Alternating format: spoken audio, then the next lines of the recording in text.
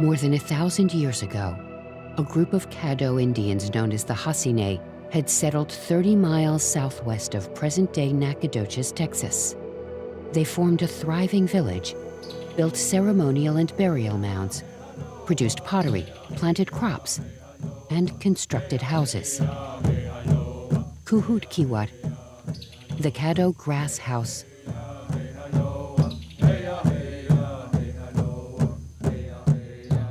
By the mid-1800s, the rapidly declining Caddo population had been forced out of their homelands and relocated to the area around Binger, Oklahoma.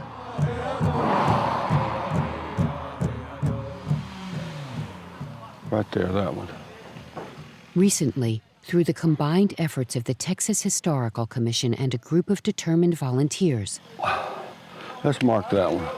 a Caddo elder and his apprentice returned to the forests of East Texas. You got plenty of a marker?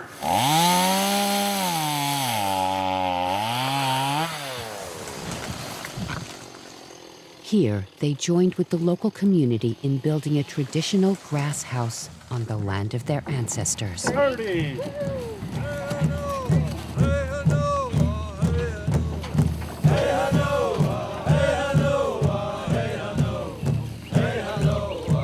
You know, in the old days, they may not have debarked them.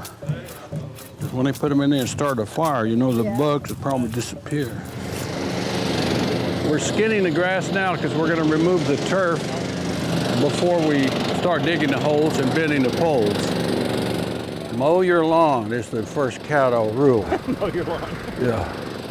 As far as I am aware, Phil Cross, the Caddo elder that is supervising the construction, is the last Caddo that knows how to build one of these structures. My name is Phil Cross. I'm an enrolled member of the Caddo Nation of Oklahoma that's located north of Anadarko, Oklahoma, east of Binger.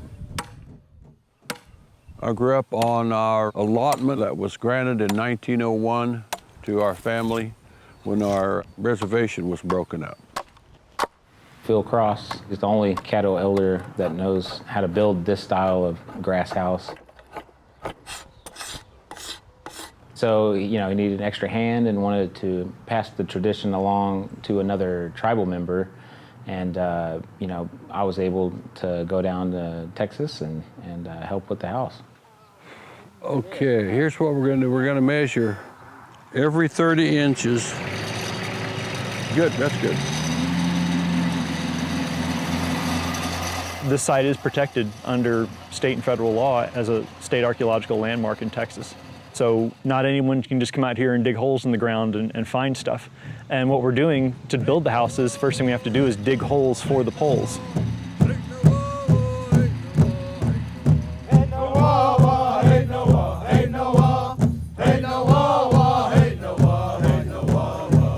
That's way too many to lift a pole, but anyway. Plus, okay, go ahead with it. We're good. Lock it up. Okay. Keep it balanced. Keep it foot in there. You can put it down. I'm trying to keep it from hitting the edge. Okay. Ready? Yeah. Victor's the pole bending champ. People get it from that. Sometimes Phil would say, you know, this pole needs to be moved in or out a little bit, and so that took untying it from the frame, scooting it out or pulling it in or trying to get it right. Chad, can you slide the knot that way up on the big pole? Yeah, like that. Standing up there on the scaffolding, wrestling this thing into position, holding on to it, and Phil trying to say, move the pole in about 2 inches. Okay, what's 2 inches to you? Because I can't see 2 inches while I'm holding this pole, standing up here on this 20-foot tall scaffolding. This one here's got a severe bend right up there I don't like. I hope that one holds together.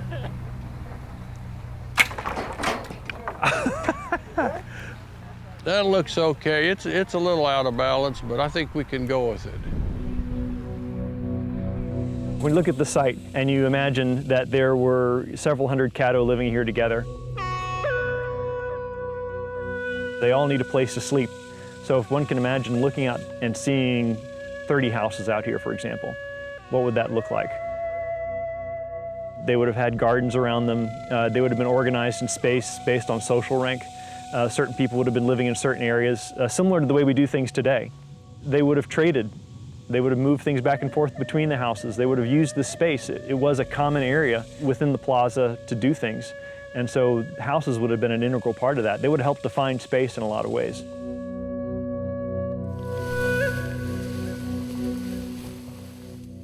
Well, I'm a senior at Sam Houston State University. I'm a major in history with a minor in American Studies.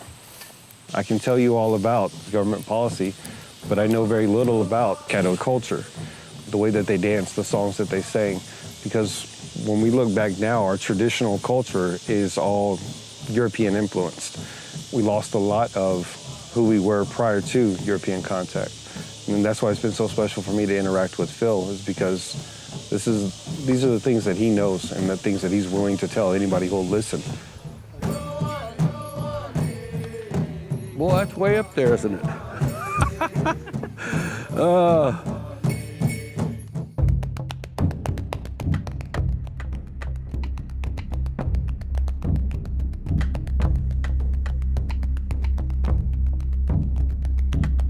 Okay, pound it on the ground to get it level, okay? That's the first thing. Go inside here. It's supposed to be 3.5 inches thick. When we get up further, there'll be a handler who will receive grass. Well, I'm already ready for about a 2-hour break. You guys keep on here. I'll be back after lunch. I reached a point where Phil was telling me what to do, and so I would just do it and try to empty my head of all thoughts of conventional house building. Keep whomping. That's what a whomper does.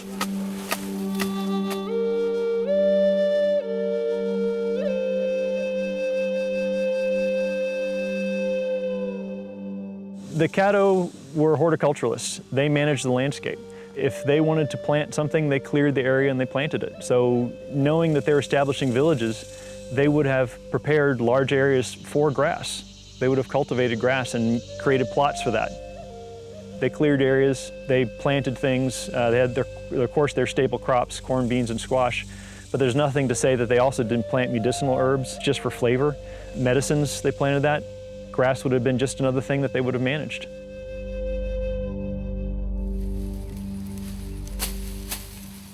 Phil passing down the knowledge, being there every step of the way and seeing how trees were selected, how they were cut, how poles were planted, how the grass was cut, has been phenomenal for me in my education of Caddo traditions.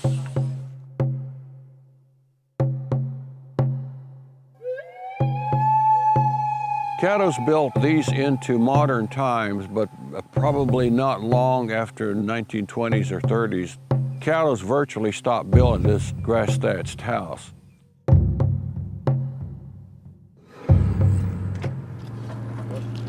I didn't intend to work up a sweat till about noon. Another 4 hours to go.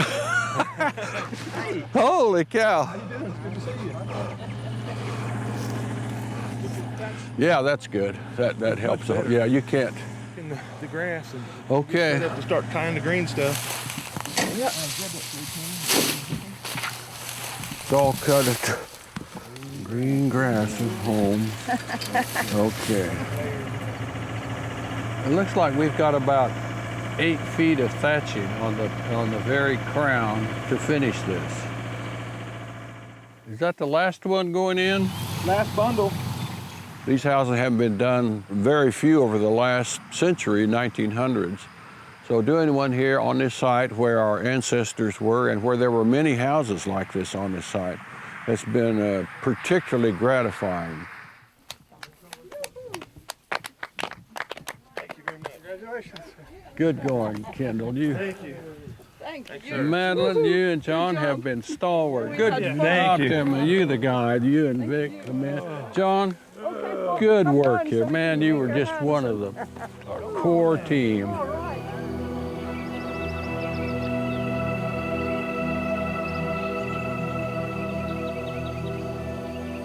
We're making a real connection between this place and real living people.